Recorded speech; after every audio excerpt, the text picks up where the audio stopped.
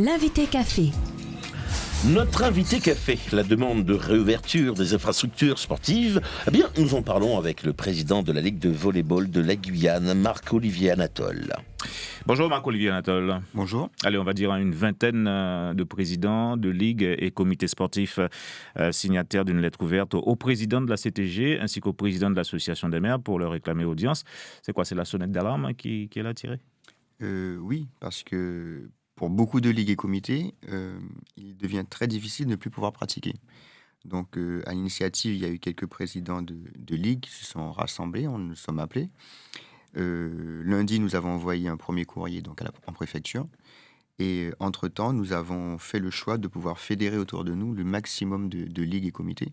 Donc, pour ce faire, mardi soir, nous avons reçu en visio plus d'une vingtaine de ligues et comités et associations. Nous avons échangé jusqu'à pratiquement 1h du matin et nous avons rédigé ce courrier qui a été donc envoyé hier mercredi au président de la collectivité territoriale, Rodolphe Alexandre. Des réponses déjà, non ? Alors, réponse officielle, non, mais des appels téléphoniques, oui. Donc, on risquerait de pouvoir... On sera reçu très prochainement. Oui. Alors justement, pourquoi faire appel à ces élus au lieu de prendre rendez-vous directement avec le préfet et vous présenter? Alors justement, le préfet, on lui a demandé en force à son bureau. Lundi, on lui a fait une demande qui est sans réponse à ce jour. Donc nous attendons et nous sommes tout à fait disposés justement à pouvoir échanger avec l'ensemble des élus et la préfecture. Alors, dans ce courrier, vous faites référence à cet arrêté du 8 janvier 2021. Que dit exactement ce texte ? Alors, en fait, ce texte... qui induit, je crois, la notion de haute compétition. Alors, en fait, il y a plusieurs...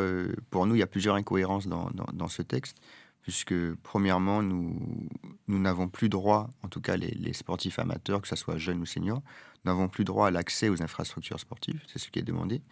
Deuxièmement, c'est ouvert aux scolaires. Et en troisième lieu, on parle de haute compétition. Donc c'est vrai que haute compétition pour nous... c'est quoi ? Le haut niveau, voilà, c'est professionnel. Voilà, en tout cas, ce terme-là, on ne l'emploie pas habituellement. Donc effectivement, c'est à définir pour nous, qu'on soit plus précis, qu'on ne puisse pas interpréter à tort. Et en tout cas, ce qui est important pour nous et ce qui a été dit beaucoup dans nos échanges, c'est qu'on ne peut pas, nous, le monde sportif, nous arrêter tous comme ça. Premièrement, parce que nous avons une mission, c'est que nous accueillons des jeunes hors temps scolaire. Nous avons une mission aussi éducative, du même but que l'école. Nous pouvons accompagner, nous pouvons éduquer, nous pouvons contrôler.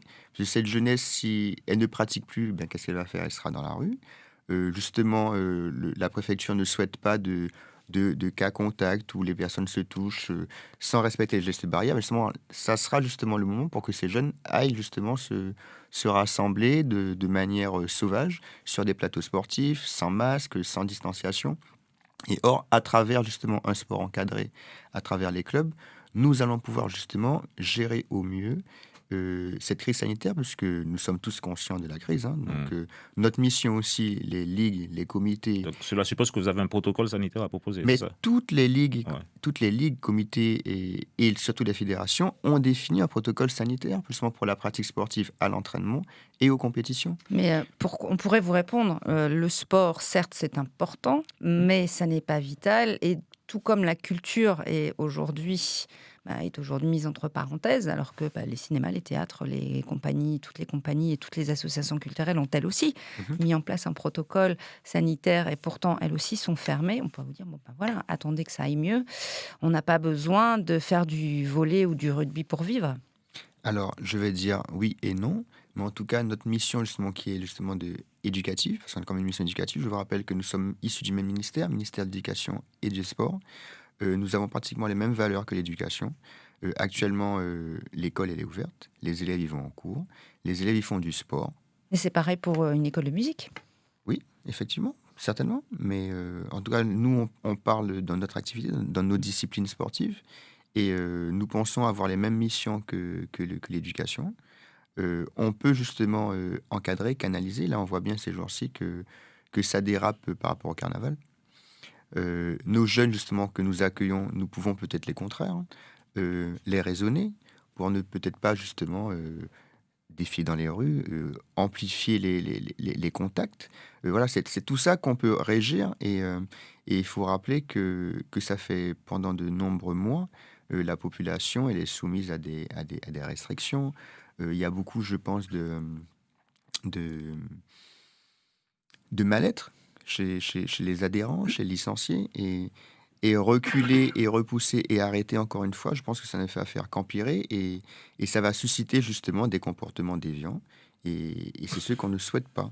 Et à travers justement le sport, les pratiques sportives, on peut justement canaliser tout cela à travers nos protocoles et qui sont définis par nos fédérations. Alors, pour prolonger la question de Véronique, vous réclamez un assouplissement du couvre-feu pour les sportifs. Alors, faire exception pour vous consisterait en quelque sorte à ouvrir une sorte de boîte de Pandore, une brèche dans laquelle de nombreux autres secteurs voudront s'infiltrer. Alors, pourquoi faire exception une pour boîte de vous Pandore, Oui. une boîte de Pandore, non. En tout cas, permettre justement l'ouverture des infrastructures sportives. Comme ça, les parents, ils auront aussi la sécurité que leurs enfants sont encadrés, ils sont accueillis, ils ne seront pas livrés forcément à eux-mêmes. Permettre une dérogation par rapport à l'horaire, par rapport au cadre, pouvoir rentrer chez eux, tout en respectant justement cette limite de couvre-feu. Parce que nous sommes prêts à respecter ces limites de couvre-feu depuis le début. Vous voulez quoi? Parce que là, pour l'instant, en fait, les infrastructures sportives sont fermées, même en journée. Voilà. Vous demandez qu'on puisse faire des entraînements et pour, par exemple, les seniors, avec sa licence ou son... Enfin, je ne sais... Tout à fait, c'est qu'en fait... pouvoir circuler dans la rue pour aller au stade et revenir chez soi. Voilà, c'est ça, c'est qu'à la fin des entraînements ou à la fin des compétitions, si elles sont permises, justement pouvoir, avec un acte dérogatoire, signé à la fois peut-être par le club ou la ligue avec un numéro de licence, autoriser ces personnes pour rentrer chez elles. On voit un préfet qui affiche une grande détermination, on va dire, dans la gestion de cette crise Covid en Guyane chez nous. Vous pensez qu'il sera sensible à vos arguments ? En tout cas, on souhaite échanger déjà avec lui. Le dernier point épidémiologique régional qui est paru le 7 janvier fait l'état de différents foyers de transmission. Entre le 30 décembre et le 4 janvier, on voit qu'il y a eu 4 clusters, à savoir 3 en milieu professionnel et 1 en établissement médico-social.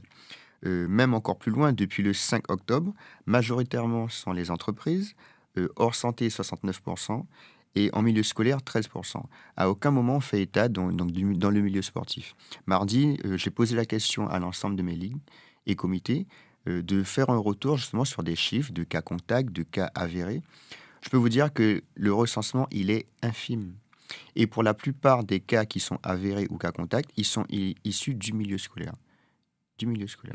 Donc, au sein même des pratiques sportives, on ne peut pas dire que nous sommes porteurs de foyers de transmission ou autres. Alors, on le voit que vous faites corps là pour porter cette revendication. À travers cette démarche commune, vous dites quoi ? L'union fait la force Oui, l'union fait la force. En tout cas, nous avons été très, très enchantés et très contents de voir que le milieu sportif puisse se mobiliser. Et je vous dis, tous les jours, au fur et à mesure, j'entends et je reçois des appels de différentes ligues, associations, justement, qui souhaitent nous rejoindre. En tout cas, on voit un vrai élan de communion, de rassemblement de l'ensemble du milieu sportif. Je trouve que c'est très positif. La Ligue de volley, réélection pour vous dans un contexte, on va dire, plutôt difficile.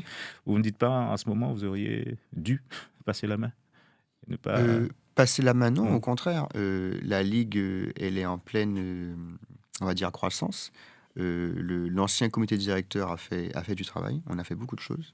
Et on souhaite justement poursuivre dans cette voie. Donc oui, effectivement, j'ai été réélu la semaine dernière. Il y a 15 jours, j'ai été aussi élu au conseil d'administration de la Fédération française de volleyball. Et donc, le comité nouvellement élu me soutient amplement. Et je pense qu'on fera sur cette Olympiade encore de bon nombre de projets afin de pouvoir faire progresser le volleyball guyanais dans son ensemble. Et c'est vrai qu'actuellement, la crise nous ne permet pas de pouvoir reprendre nos compétitions, car nous n'avons encore rien débuté. En tout cas, reprendre les pratiques, occuper nos jeunes, c'est une priorité actuellement, et non pas tout arrêter parce que il y a des enjeux économiques. Pour rappel, le monde sportif représente à peu près 39 000 adhérents. Donc les entreprises ont aussi besoin de nous puisqu'on contribue à cette vie économique. et également aussi tous les liens sociaux qui en découlent. Et voilà. Merci Marc-Olivier Anatole d'avoir répondu à nos questions ce matin. Merci à vous. L'invité café.